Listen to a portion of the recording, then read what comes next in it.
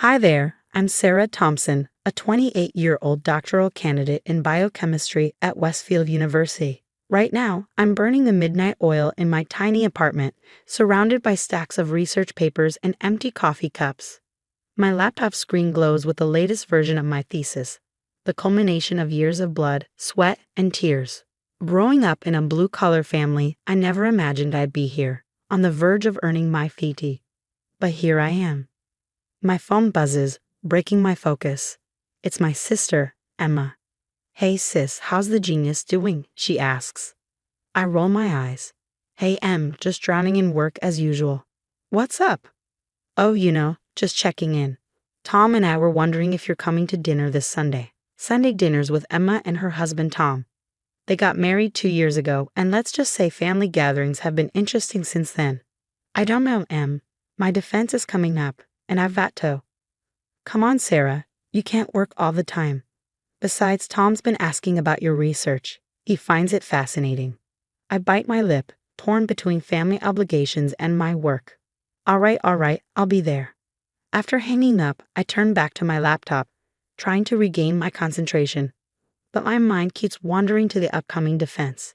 Years of hard work, sleepless nights, and sacrifices, all coming down to one presentation. The pressure is overwhelming. A knock at my door startles me. It's Dr. Rachel Chen, my advisor and mentor. "Sarah, you look like you haven't slept in days. Everything okay?" I sigh, running a hand through my messy hair. "Just nervous about the defense, Dr. Chen. What if I mess up? What if the committee tears my research apart?" Dr. Chen gives me a reassuring smile. "Sarah, you're one of the brightest students I've ever had. Your work is groundbreaking. You've got this." Her words boost my confidence, but a nagging doubt remains. As if reading my mind, Dr. Chen adds, "Don't let Marcus get in your head. He's just jealous of your success." Marcus Sloan, my academic rival.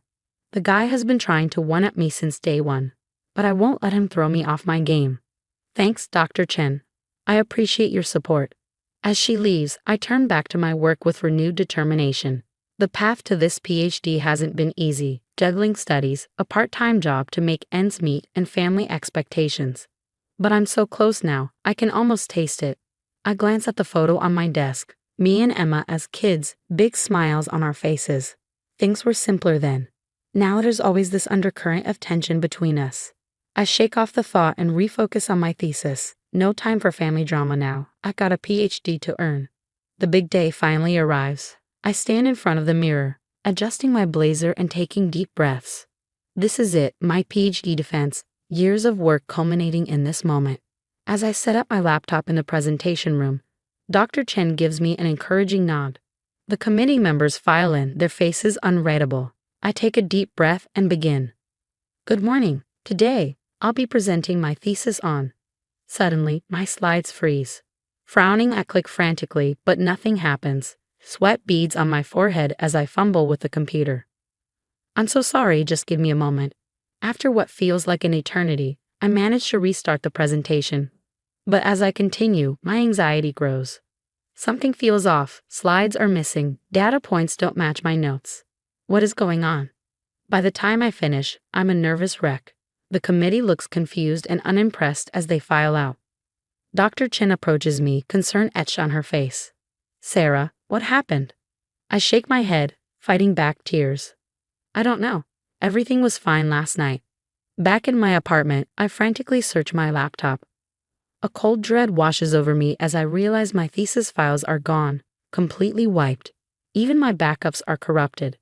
As panic sets in, a memory surfaces, last Sunday's dinner at Emma and Tom's place.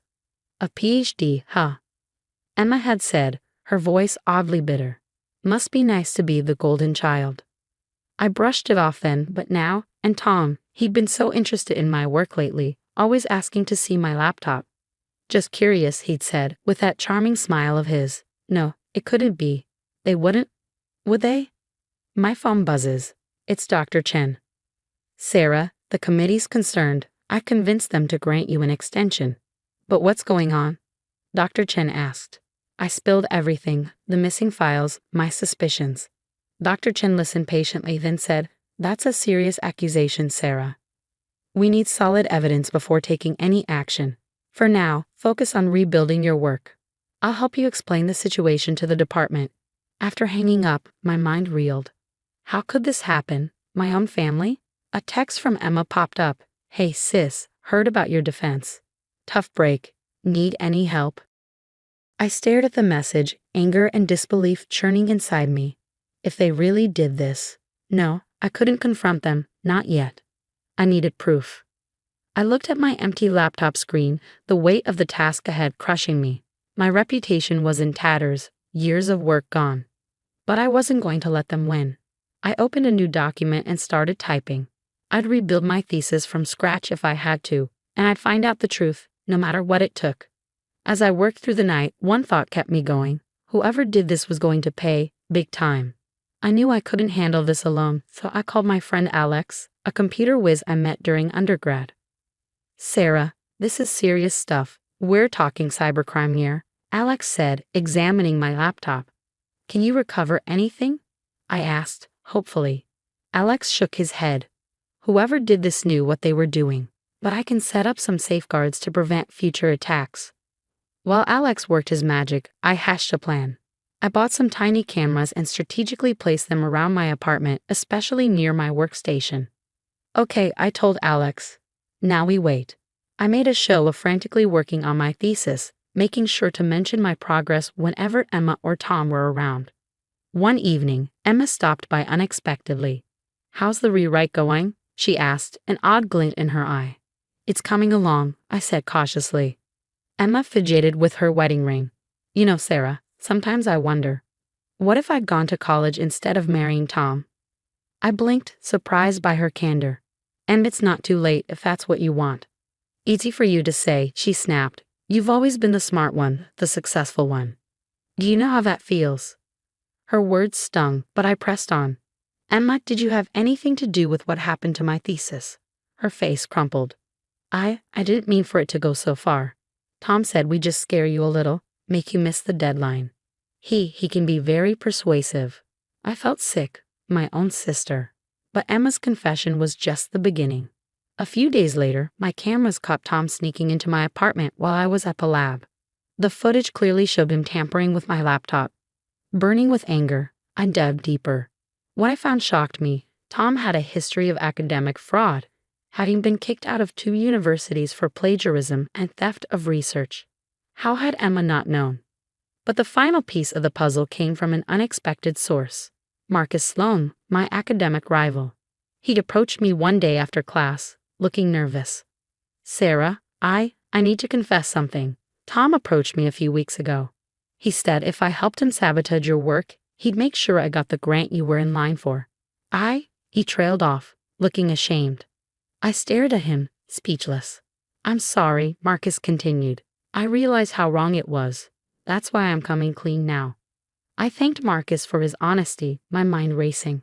I had all the pieces now. Emma's jealousy, Tom's manipulation, Marcus's involvement. Over the next few days, I meticulously compiled all the evidence. The camera footage, Emma's confession, Marcus's statement, Tom's history of fraud. I backed everything up in triplicate, determined not to be caught off guard again. As I put the finishing touches on my case, a mix of emotions washed over me, anger at the betrayal, sadness for my broken relationship with Emma, determination to see justice done. I took a deep breath and picked up my phone. Dr. Chen, I have something you need to see. The time for secrets was over. It was time to bring everything into the light. The day of reckoning had arrived. I stood before the University Ethics Committee, my heart pounding but my resolve firm. Dr. Chen gave me an encouraging nod as I began my presentation. Distinguished committee members, what I'm about to show you goes beyond academic misconduct. It's a deliberate act of sabotage and fraud. I laid out the evidence methodically, the camera footage, Emma's confession, Marcus's statement, and Tom's history of academic dishonesty. The committee members' expressions grew increasingly grave as I continued. This wasn't just an attack on my work, but on the integrity of our institution, I concluded. The room erupted in murmurs. The committee chair cleared his throat. Miss Thompson, these are serious allegations. We'll need to involve the authorities. Within hours, campus police arrived. I watched, a mix of satisfaction and sadness washing over me, as they led Tom away in handcuffs. The charges: theft of intellectual property and computer fraud. Emma showed up at my apartment that evening, her eyes red and puffy. "Sarah, I don't know what to say. I never thought Tom would go this far." I couldn't bring myself to comfort her. "You knew enough, Emma. You were willing to destroy my career because of your own insecurities." She broke down sobbing. But I held firm. Years of resentment and betrayal had created a chasm between us that I wasn't sure could ever be bridged. The next day, I received word that Marcus had been expelled from the PhD program for his role in the sabotage. His confession had saved him from legal consequences, but his academic career was over. The fallout continued as the university announced sweeping changes to protect students' work: enhanced cybersecurity measures, stricter penalties for academic dishonesty, and mandatory ethics training for all researchers. Amidst the chaos, I threw myself into rebuilding my thesis. Nights blurred into days as I worked tirelessly, fueled by determination and countless cups of coffee. Finally, the day of my rescheduled defense arrived. This time, as I stood before the committee, there were no technical glitches, no missing slides. I presented my work with confidence, feeling even the toughest questions with ease. When I finished, the room erupted in applause. Dr. Chen beamed with pride. "Congratulations, Dr. Thompson. Your thesis has been accepted with distinction." The weight of the past few months lifted from my shoulders. I had done it. Despite everything, I had persevered. As the committee filed out, Dr. Chen pulled me aside.